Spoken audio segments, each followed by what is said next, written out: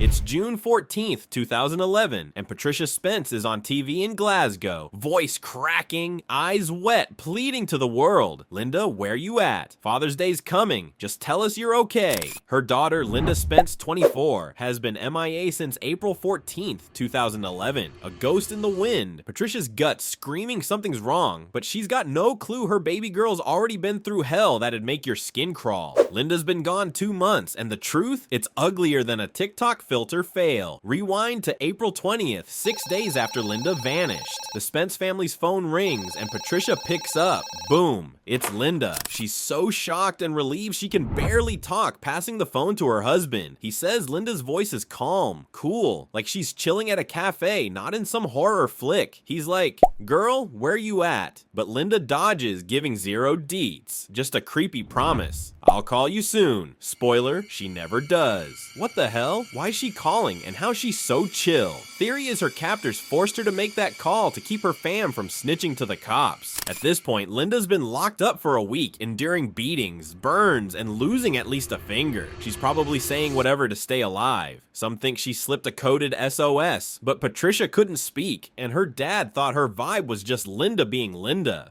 Nah, fam, that was a cry for help nobody caught in time. That call. The last time her family heard her voice. Let's see how Lynda got here. This girl is not only a good girl, but also a dark con artist. At 24, Lynda has lived more lives than a cat. She studied at a bank, learning the tricks of finance like a sponge. Then she thought, I'll do it myself. Her first attempt at financial consulting, a complete failure. The city went bankrupt, but Lynda is no quitter. The next year, she paid off her debts and boom, she inherited a large sum of cash. It was her moment of glory. She founded Frazier Properties, a Glasgow-based leasing and mortgage company, and business boomed. Lynda bought luxury apartments in upscale neighborhoods, drove fast cars, wore designer clothes, and sipped champagne like it was water. She's the queen of Glasgow's high society, VIP at clubs, paying bills at fancy restaurants like she's printing money. Living the dream, right? Wrong. Lynda's empire, built on outright lies. She's not a real con artist. She's running a scam smoother than a TikTok dance. Lynda has charm for days, a smile that screams, trust me, and a brain that could sell rocks to penguins. Her biggest scam. She conned nearly 30 families from Glasgow's Chinese community out of £170,000 for a fake property project in Mary Hill. Spoiler, it's as real as a unicorn, and the money, she's blowing it on her lavish lifestyle. When people started asking questions, she had more to offer than a used car salesman. Grin, make up stories, and stall for time. For a while, things went well, but Lynda wasn't just scamming strangers. She was playing with the big boys.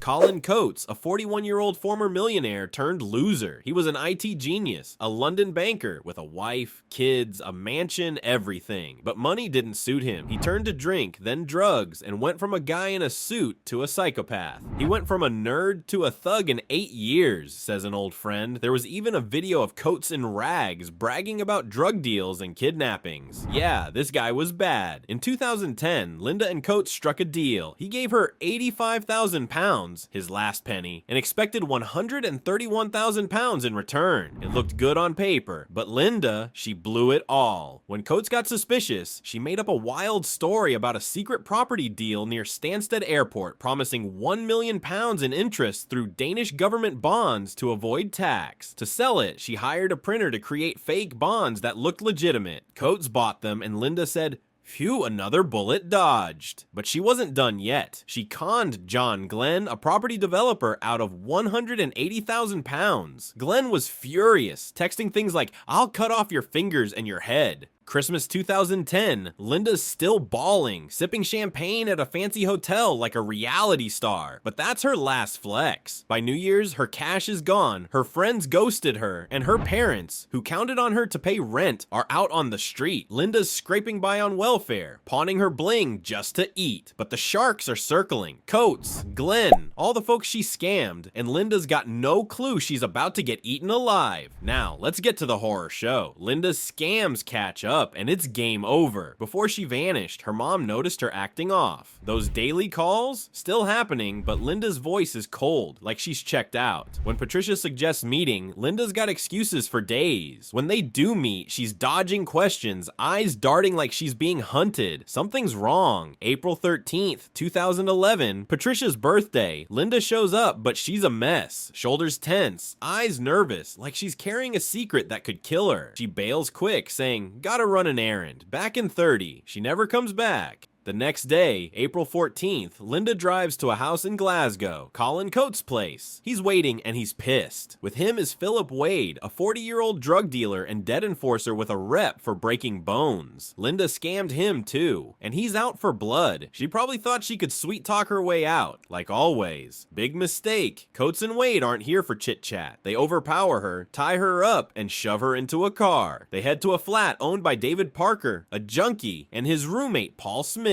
another addict. These two let Coates use their place, maybe not knowing what's about to go down. Lynda's dragged to the attic and strapped to a metal chair. They blindfold her with glasses taped black, so she's in total darkness. No standing, no bathroom breaks. She's forced to sit in her own waste hour after hour, day after day. This isn't just kidnapping, it's torture. Parker and Smith are told to keep watch. Coates and Wade bounce, but come back with a torture kit. Garden shears, steam iron, surgical tape, plastic bucket. From downstairs, Parker and Smith hear muffled cries, screams, thuds. When Coates and Wade leave, they sneak upstairs and see Lynda, face swollen, bloody, bruised, cigarette burns all over. She's fading fast. This isn't a one-off, it's a sick routine. Coates and Wade show up daily, each visit worse than the last. They spend hours torturing her while Parker and Smith pretend they don't hear the agony above. After each session, the roommates bring Lynda a cup of tea or a bowl of soup. Like that's gonna fix it. They watch her body and mind crumble. One day, her skin's scorched by the steam iron. Another, her toes are crushed with shears. They slice off a fingertip, then they grab a golf club and smash both her kneecaps. Every wound screams, "Where's my money?" But Lynda's got nothing left to give. The thumb and the tipping point, that April 20th call. It's after nearly a week of this hell. Lynda's barely hanging on, but Coates forces her to call her parents, probably to keep them quiet. Later that day, Coates storms back to the flat, furious. Parker says he's never seen him so unhinged. Coates bolts to the attic and Lynda's screams echo through the house.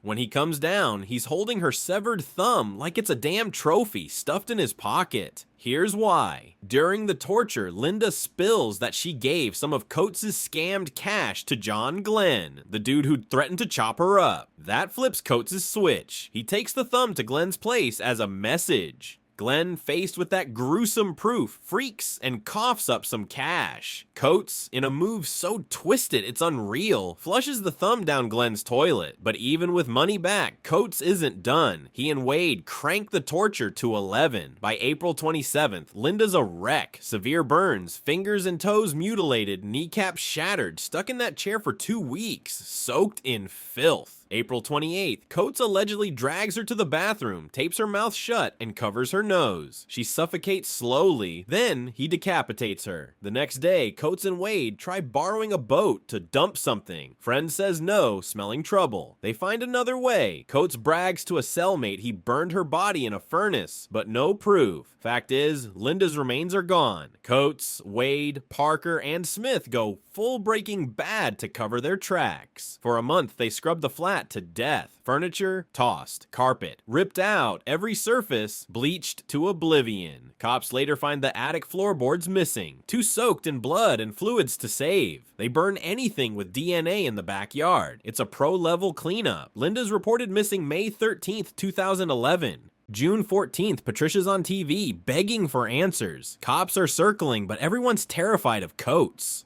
August 16th, Glenn, after Coates humiliates him again, snitches. Parker and Smith facing jail, sing like canaries. October 28th, cops raid the flat. Forensics find 1 drop of Lynda's blood in the bathroom and 1 Coates fingerprint on a door handle. The only traces left, but it's enough. At trial, the horror spills out. Coates bullied witnesses, even Wade into silence.